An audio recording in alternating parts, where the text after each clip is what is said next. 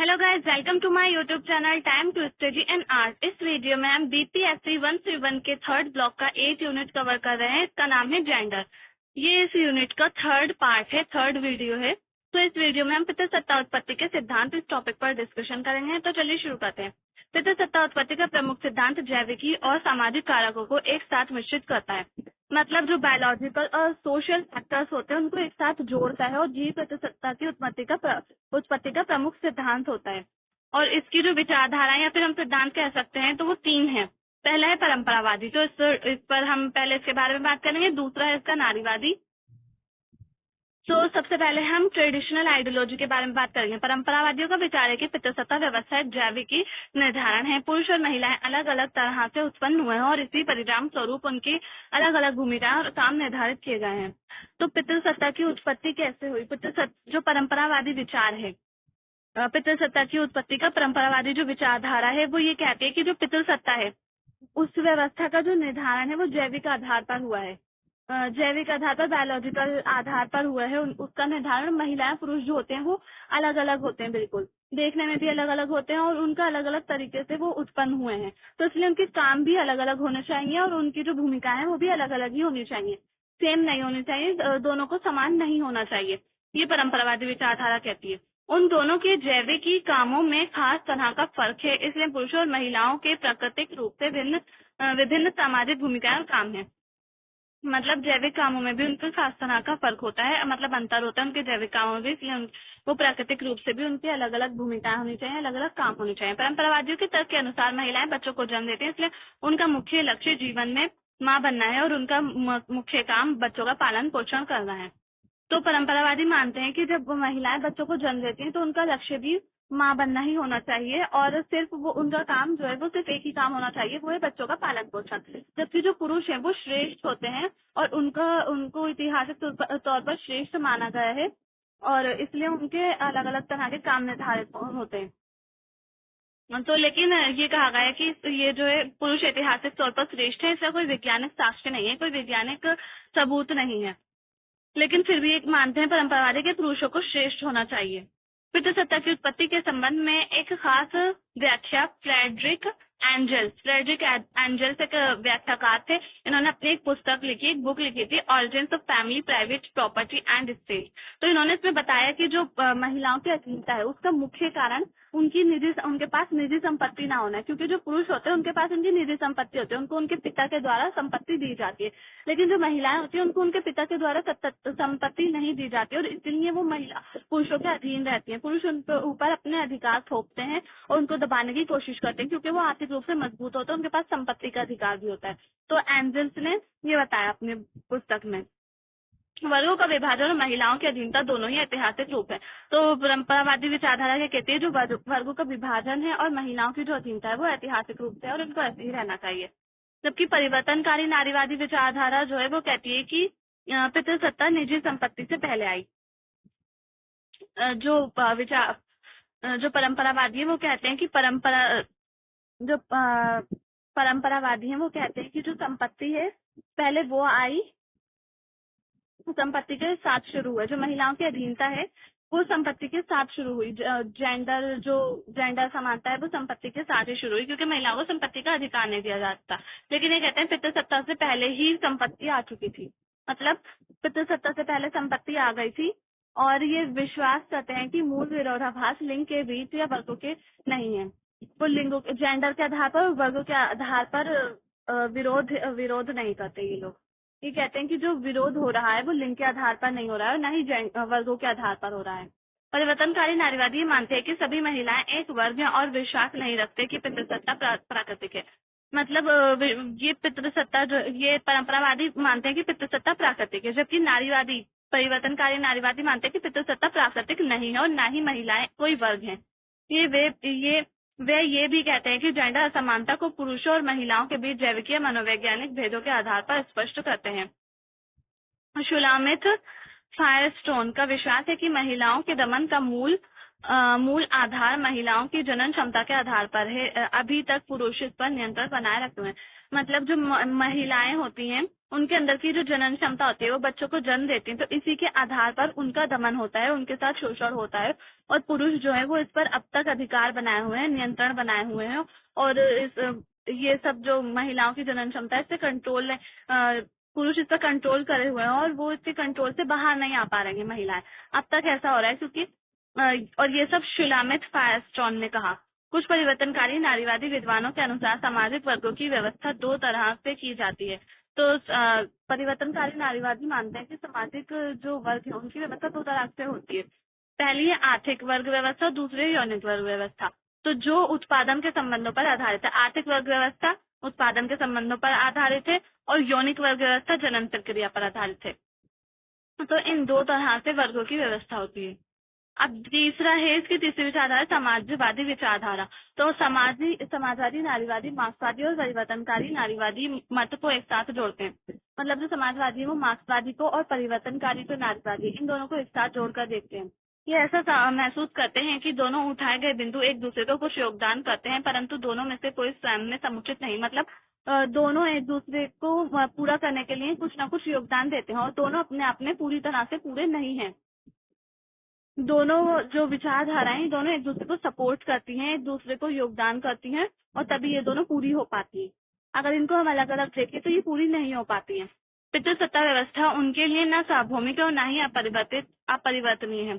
इनका विचार है कि महिलाओं और पुरुषों के बीच जो संघर्ष है ये उत्पादन की प्रणालियों में परिवर्तन के साथ ऐतिहासिक रूप से परिवर्तित हो जाएंगे। मतलब ये मानते हैं महिलाओं और पुरुषों के बीच जो अंतर है वो धीरे धीरे समय के साथ साथ और परिवर्तन उत्पादन की प्रणालियों में जैसे जैसे परिवर्तन होगा वैसे वैसे महिलाओं और पुरुषों के बीच जो अंतर है, जो संघर्ष है, वो भी समाप्त हो जाएगा, वो भी परिवर्तित हो जाएगा।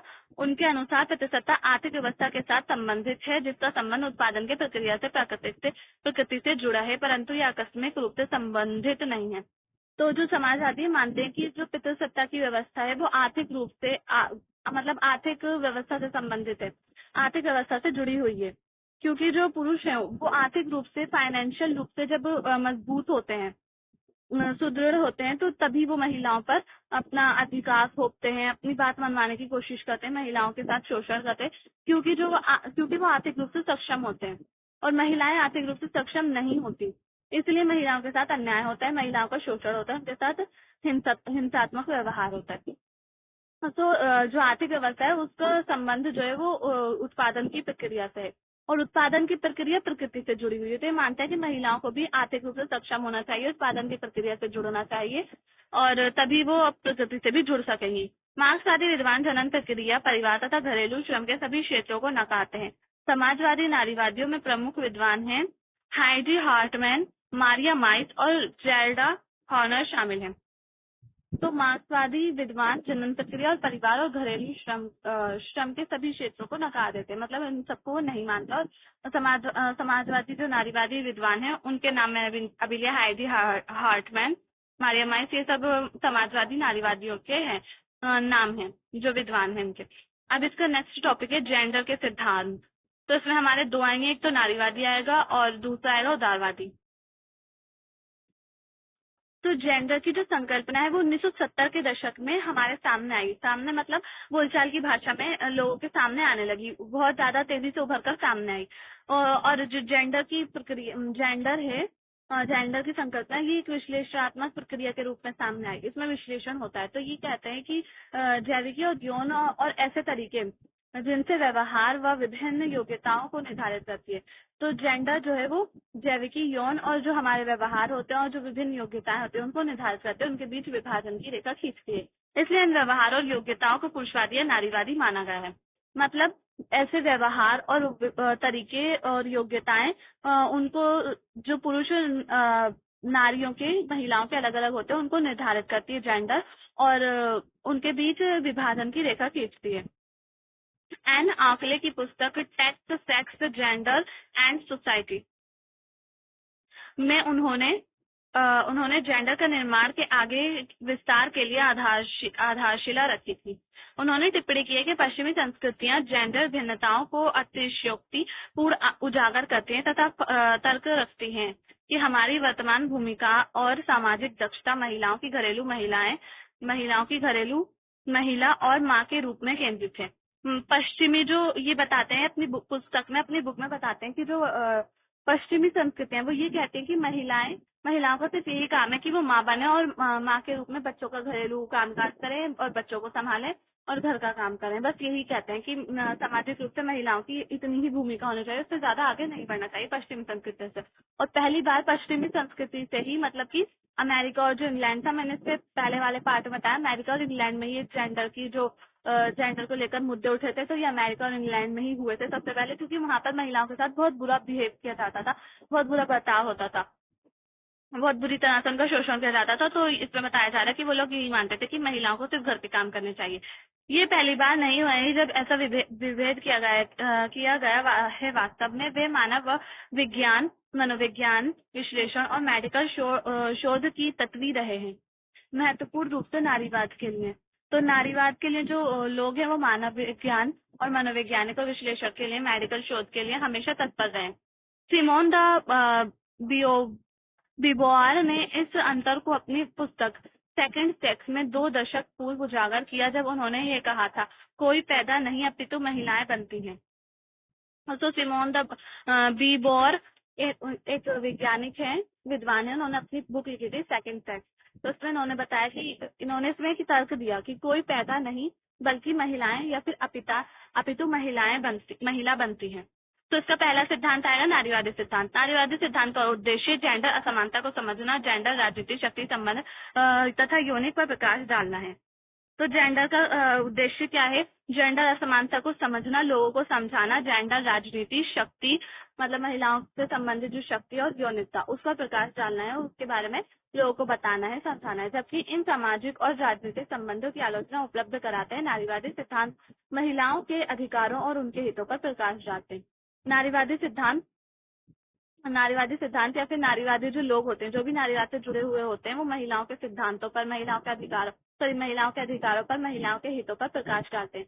नारीवादी सिद्धांत में जिन विषयों को समाहित किया जाता है उनमें भेदभाव या शोषण, रूढ़िवादी या घिसा पिटा विवरण, विषय निर्माण या फिर विशेषकर यौनिक विषयकरण करना, दमन और प्रतिसत्ता शामिल है। तो महिलाओं के साथ क्या क्या होता है नारीवादी सिद्धांत में? लोगों के विषय क्या है? नारीवाद से क्यों जुड़े लोग? इसलिए जुड़े क्योंकि महिलाओं के साथ बहुत ज्यादा महिलाओं के साथ भेदभाव होता था, उनका शोषण होता था, रूढ़िवादी घिसी-पिटी मानसिकता बनी हुई थी लोगों की, और यौन शोषण होता था महिलाओं के साथ, पितृसत्ता महिलाओं पर हावी थी, महिलाओं का दमन होता था। इसलिए नारीवादी जो संगठन था ये नारीवादी बना, नारीवादी एक विचारधारा बनी और इसके ये सारे विषय रखे गए और यही नारीवादी सिद्धांत है। नारीवादी शब्द का प्रयोग एक ऐसी राजनीतिक, सांस्कृतिक या आर्थिक आंदोलन के लिए किया जा सकता है जिसका उद्देश्य महिलाओं के लिए समान अधिकार और कानूनी संरक्षण करना है। तो आपको समझ में आ गया होगा नारीवादी शब्द का प्रयोग क्यों किया जाता है। नारीवादी शब्द का प्रयोग इसलिए किया जाता है ताकि राजनीति, संस्कृति और आर्थिक, सामाजिक स्तर पर महिलाओं के अधिकार और कानूनी तौर पर उनको संरक्षण मिल सके, उनकी हिफाजत की जा सके। नारीवाद में राजनीतिक और समाज शास्त्र शामिल है और वे दर्शन जो जेंडर विभेद और ऐसे आंदोलन इसी प्रकार से आंदोलन से संबंधित है जो महिलाओं के लिए जेंडर असमानता का समर्थन करते हैं और महिलाओं के अधिकारों व हितों के लिए अभियानों का आयोजन करते हैं। तो नारीवाद में क्या क्या शामिल है? दर्शन, जेंडर विभेद और आंदोलन शामिल है। आंदोलन होते हैं महिलाओं के बहुत ज्यादा, जब महिलाओं के साथ कुछ किसी चीज के ऊपर अन्याय होता है, किसी चीज से भेदभाव किया जाता है, तो फिर महिलाएं आंदोलन करती हैं और महिलाएं जो होती हैं वो जेंडर समानता का समर्थन करती हैं। नारीवाद जेंडर समानता का समर्थन करते हैं और साथ ही साथ महिलाओं के अधिकारों और हितों की रक्षा करते हैं। तो ये सब नारीवाद में शामिल है। नारीवाद तथा नारीवादी शब्द का सन 1970 के दशक तक विस्तृत नहीं हुआ था। 1840 के दशक में पहली बार नारीवाद का चिन्ह नजर आए। मतलब सबसे पहले जो नारीवाद सामने आया, मतलब शुरू होना शुरू हुआ, तो वो 1840 का दशक था जब नारीवाद सामने आया। नारीवाद समाज में और जो इसमें जो बताया गया 1970 तक विस्तृत नहीं, मतलब 1970 तक पूरे वर्ल्ड में नहीं फैला था, पूरे विश्व में नहीं फैला था नारीवाद। किसी को ज्यादातर नारीवाद का मतलब नहीं पता था 1970 के दशक तक, इसके बाद ही फैला है। लेकिन सबसे पहले जो वो उभरना शुरू हुआ, धीरे धीरे कुछ लोगों तक फैला, तो वो सिर्फ 1840 तक की बात है, वो 1840 के दशक की बात है। नारीवाद समाज में अनेक मुद्दों के विरुद्ध है, जबकि वे मुख्य 5 विषयों पर अपना ध्यान केंद्रित करते हैं। तो पहला है समाज में समानता की वृद्धि करने के लिए काम करना। दूसरा है समाज में लोगों के विकल्पों के लिए व्यापक क्षेत्र का निर्माण करना। उनका सुझाव है कि मानवता का पुनः एकीकरण किया जाए। जेंडर स्तर विन्यास को नष्ट करना, यौनिक हिंसा को समाप्त करना और यौनिक स्वतंत्रता को प्रोत्साहित करना। तो ये सारे जो है नारीवाद जो है वो इन सब विषयों पर ध्यान केंद्रित करता है अपना। नारीवाद के इतिहास को 3 लहरों में बांटा जा सकता है। तो प्रथम लहर 19वीं सदी से 20वीं सदी तक है, जिसे महिलाओं के लिए मताधिकार की मांग करने के लिए आंदोलन चलाए थे। ठीक है। फिर दूसरी लहर आ जाएगी, इसमें 1960 के दशक में शुरू हुई और इसमें महिलाओं की स्वतंत्रता के आंदोलन के साथ विचारों तथा कार्यों को एक साथ जोड़ने से संबंधित है। मतलब महिलाओं को स्वतंत्रता दी जाए और वो आर्थिक रूप से सक्षम हो सके, आर्थिक रूप से काम कर सके, आगे बढ़ सके। ये थी वो तीसरी लहर जो है। दूसरी लहर की विफलताओं के प्रति प्रतिक्रिया का आरंभ 1990 के दशक में हुआ। मतलब जो दूसरी लहर थी वो विफल हो गई थी, मतलब वो सक्सेसफुल नहीं हुई थी, इसलिए तीसरी लहर शुरू हुई। तो वो 1990 के दशक में हुई। नारीवाद ने पश्चिमी समाज में एक व्यापक क्षेत्र को समाहित करते हुए पूर्व अधीनस्थ परिप्रेक्ष्य को परिवर्तित किया। इसकी सीमाएं संस्कृति से कानून तक पहुंच गई। मतलब सांस्कृतिक तौर पर समानता से लेकर कानूनी तौर पर समानता तक ये लहर जो थी वो पहुंच गई और इसकी शुरुआत 1990 के दशक में हुई। नारीवाद कार्यकर्ताओं ने महिलाओं के कानूनी अधिकारों के लिए अभियानों का संचालन कर रहे थे। तो इस दौर में तीसरी लहर में महिलाओं के लिए कानूनी अभियान चलाए जा रहे थे, आंदोलन हो रहे थे। और किस किस चीज पर? संपत्ति के अधिकार के लिए, मताधिकार के लिए, इन सब चीजों के लिए महिलाएं आंदोलन कर रही थी। महिलाओं की शारीरिक स्वायत्ता और आत्मीयता का अधिकार, गर्भपात कराने का अधिकार तथा प्रजनन संबंधी अधिकार, तो ये सारे अधिकारों के लिए महिलाएं आंदोलन कर रही थी।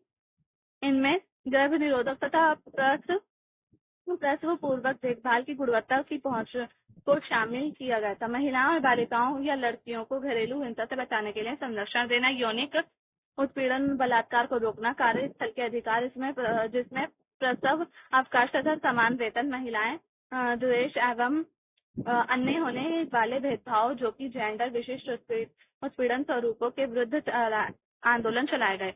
तो किन किन चीजों के लिए आंदोलन चलाए गए थे? जो महिलाओं के साथ और लड़कियों के साथ भेदभाव हो रहा था उनको संरक्षण देने के लिए, घरेलू हिंसा से बचाने के लिए, यौनिक उत्पीड़न से बलात्कार को रोकने के लिए, कार्यस्थल पर समान अधिकार देने के लिए, समान वेतन देने के लिए, इन सब चीजों के लिए आंदोलन चलाए जा रहे थे तीसरी लहर में। तो ये जो 3 लहरें हैं महिला आंदोलन की, ये बहुत ज्यादा इंपॉर्टेंट है। हमारा नेक्स्ट टॉपिक है उदारवादी नारीवादी राजनीतिक और कानूनी सुधारों के बीच से पुरुषों और महिलाओं की समानता के अधिकारों को दिलाने का प्रयास करते हैं। उदारवादियों का मानना है, उदारवादी जो हमने फर्स्ट यूनिट पढ़ा था बीपीएससी 132 का, तो उसमें मैंने बताया था, अगर आपने वो यूनिट नहीं देखा है या फिर अगर आपने वो वीडियोस नहीं देखे तो आप वो वीडियोस देखिए जाकर। उदारवादी सभी लोगों को बराबरी से समानता और स्वतंत्रता का अधिकार दिलाने की बात करते हैं। तो उदारवादी नारीवादी भी यही चाहते हैं कि राजनीतिक और कानूनी सुधारों के लिए सुधार किए जाएं और पुरुषों और महिलाओं को समानता का अधिकार दिया जाए। मतलब दोनों को समानता का अधिकार दिया जाए, दोनों को समान समझा जाए। ये नारीवाद का तर्क है जो कि महिलाओं की अपना कामों और विकल्पों के बीच एक समानता हासिल करने की क्षमता पर ध्यान देता है। मतलब जो महिलाएं काम कर रही हैं, पुरुष काम कर रहे हैं और जो उनके पास विकल्प हो, उन सभी में महिलाओं को और पुरुषों को बराबरी का दर्जा हासिल हो और समानता हासिल हो। उदारवादी नारीवादी पुरुषों और महिलाओं के बीच अंतःक्रिया को उस स्थान के तौर पर या फिर बिंदु कह सकते हैं, उस स्थान या बिंदु के तौर पर इस्तेमाल करते हैं जहां से समाज को बदला जा सकता है। उदारवादी नारीवादियों के अनुसार सभी महिलाएं समानता को प्राप्त करने की योग्यता रखती हैं और वे इसके लिए पूरी तरह से सक्षम है, इसलिए समाज की संरचना को बदलने की जरूरत नहीं है। तो वो कहते हैं कि जो सभी महिलाएं हैं अब उनके अंदर इतनी योग्यता है कि वे अपना काम कर सकें और अपना काम करने में समानता प्राप्त करने के लिए उनके अंदर योग्यता है, वे समानता भी प्राप्त कर सकें, आर्थिक रूप से सक्षम हो सकें और इसके लिए वे पूरी तरह से सक्षम भी हैं और इसलिए सामाजिक संरचना जो है उसको बदलने की कोई जरूरत ही नहीं है क्योंकि महिलाएं सब खुद कर सकती हैं। उदारवादी नारीवादियों के लिए कुछ बहुत ही महत्वपूर्ण मुद्दे हैं जिनमें प्रजनन और गर्भपात अधिकार, यौन संबंधी उत्पीड़न, मतदान, शिक्षा, समान काम के लिए समान वेतन, सामर्थ्य अनुसार स्वास्थ्य देखभाल और महिलाओं के विरुद्ध होने वाली यौनिक और घरेलू हिंसा के विरुद्ध मामलों को लगातार लोगों के सामने लाने का प्रयासरत रहना है। तो उदारवादी नारीवादियों के भी ये महत्वपूर्ण मुद्दे उनके यही हैं जो अभी मैंने ऊपर नारीवादियों में बताए थे, वही उदारवादी नारीवादियों के भी है कि उत्पीड़न, मतदान, शिक्षा, सम्मान, काम के लिए समान वेतन, ये सारे इनके यौन संबंधी उत्पीड़न और बलात्कार, ये सारे गर्भपात के अधिकार, तो ये सब जो है उदारवादी नारीवादियों के भी, और ये लोग इसके लिए लगातार काम करते रहते हैं, लगातार कोशिशें करते रहते हैं ताकि महिलाओं को समान अधिकार मिल सके। तो गाइस ये यूनिट यहीं पर फिनिश हो जाता है। इसके बाद हम नेक्स्ट यूनिट करेंगे 9th। तो ये वीडियो यहीं पर, और ये वीडियो भी फिनिश हो गई है। तो ये वीडियो अगर आपको पसंद आए तो प्लीज लाइक करें, शेयर करें, चैनल को सब्सक्राइब करना ना भूलें। थैंक्स।